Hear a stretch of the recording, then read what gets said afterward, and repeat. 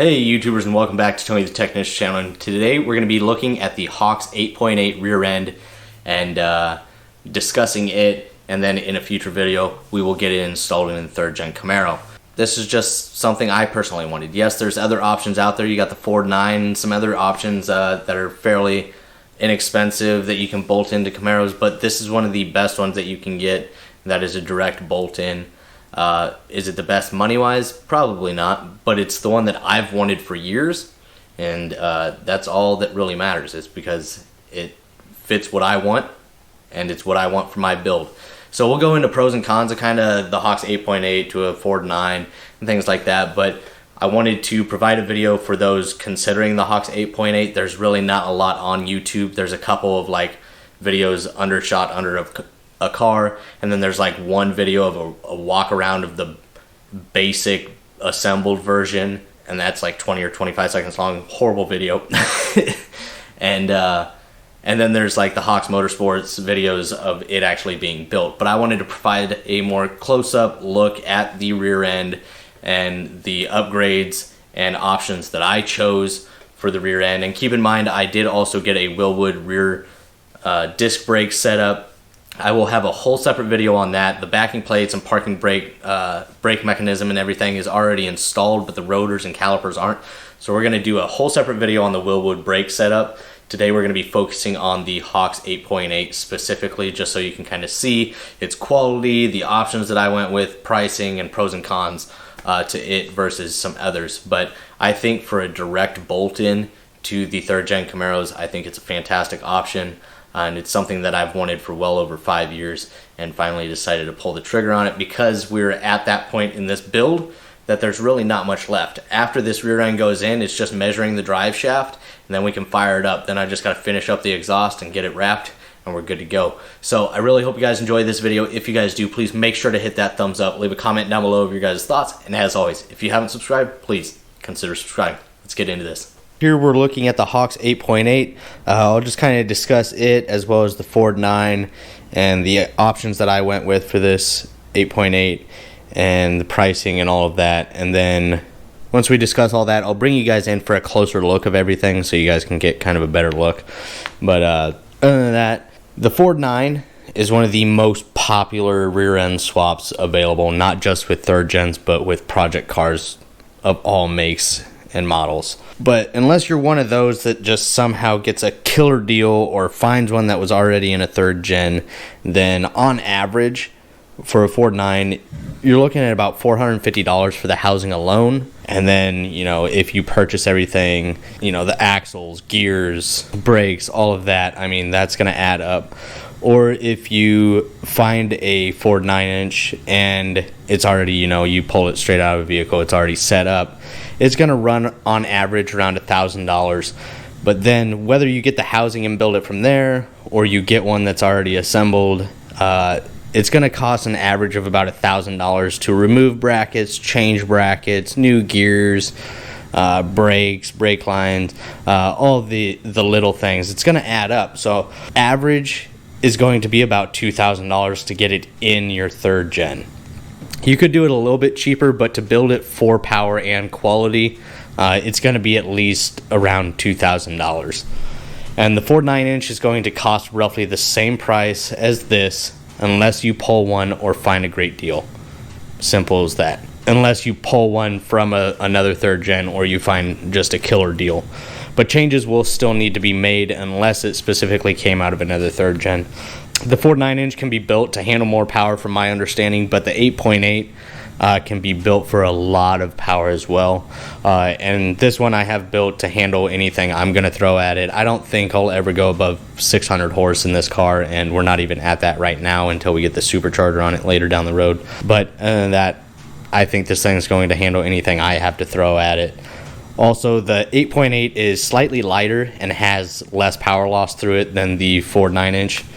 So as far as the Hawks 8.8, the base price as of right now, 2022, it used to be a little bit cheaper a couple years ago. The price has went up. So in the year 2022, the unassembled price is $2,200 and the assembled price is $2,450. So really not that much more than if you find your own housing or you find your own rear end and make those customizations and build it and everything. So yes, you can definitely do them cheaper. It's possible, but on average you're looking at around $2,000. So I think for $2,400 a fully assembled Hawks 8.8, I think that's a great deal.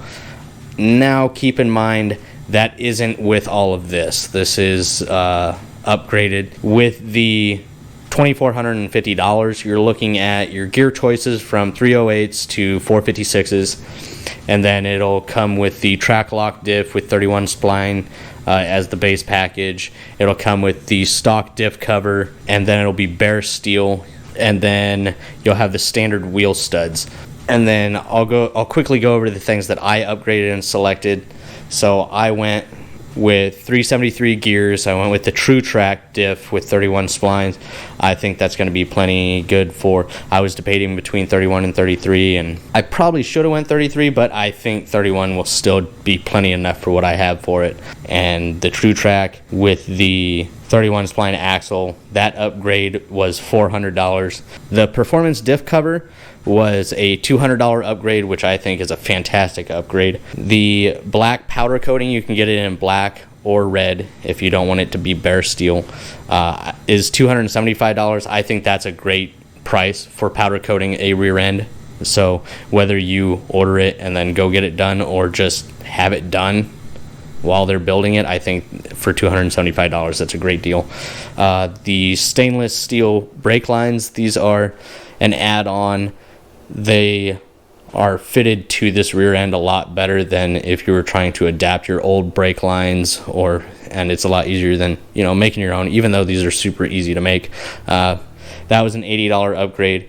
Then I also got the sway bar mounts welded on. That was an additional $75. And then I upgraded for the 2.5 inch ARP wheel studs for $115. So quite a few upgrades that I chose, or options that I chose. And even though each one was just $100 or $80 here, $200 there, $75 here, it added up. So my total was $3,600 after all the upgrades. So I went from $2,450 to $3,600, so $1,150 in upgrades or options that I chose. And then keep in mind that the Hawks 8.8 rear end, the C-clip is eliminated. So that is a big pro to having the C-clip. And then they can also supply you with the U-joint, which you see down here. They have fluid, depending on which diff you decide to go with.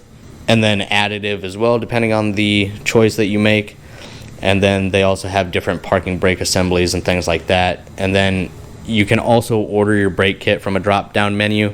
They have Bayer, Willwood, and a lot of options. I'll have a separate video on the brake kit that I decided to go with. But if you don't order one of those, you will have to send in your backing plate for whatever brakes you're going to run, and they'll install them for you.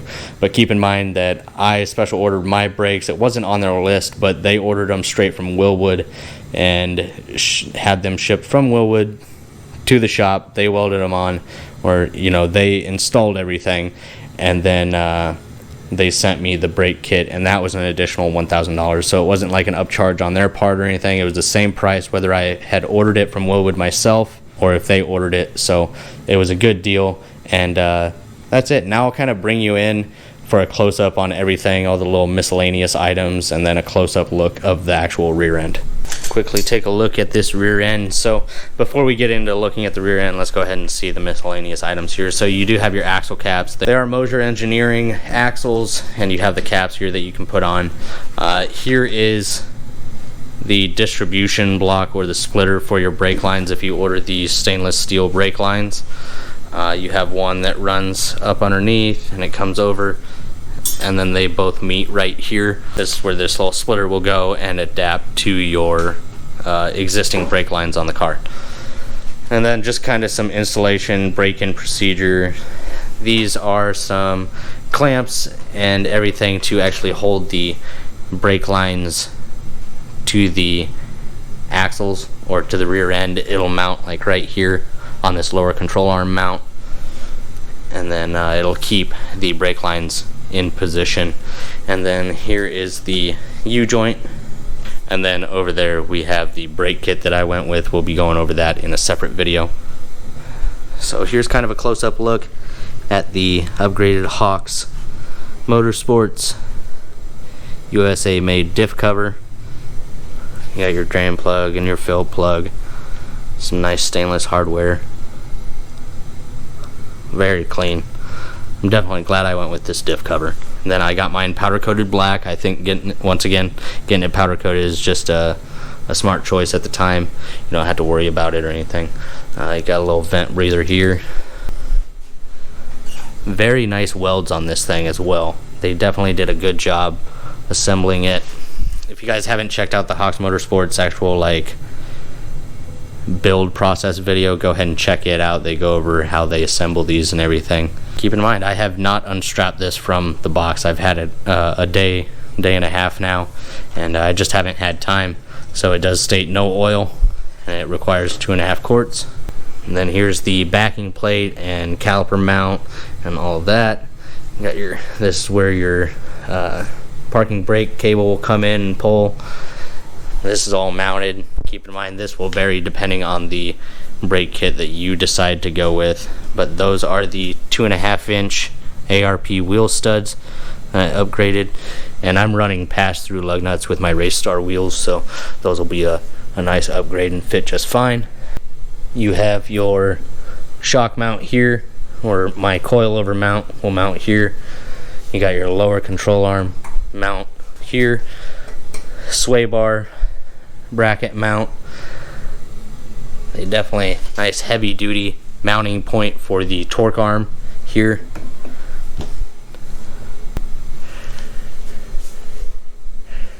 Same thing, sway bar mount, the coilover or shock mount, and lower control arm mount. Overall, I think this thing is definitely way beefier than the stock 10 volt, and I think this thing is going to be fantastic. Don't worry, I will have an install video of this. We'll be removing the old 10 volt and getting the new Hawks 8.8 installed, but stay tuned for the video where I go over the Wilwood brake setup that I went with. And if you guys have any questions, I will do my best to answer them. Just drop a comment down below, and I really hope you guys enjoy it. If I forgot to mention anything or anything like that, feel free, comment down below. I really like interacting with you guys. So I hope you guys enjoyed. If you guys did, please make sure to hit that thumbs up, leave a comment down below of your guys' thoughts, and as always, subscribe if you're not a subscriber.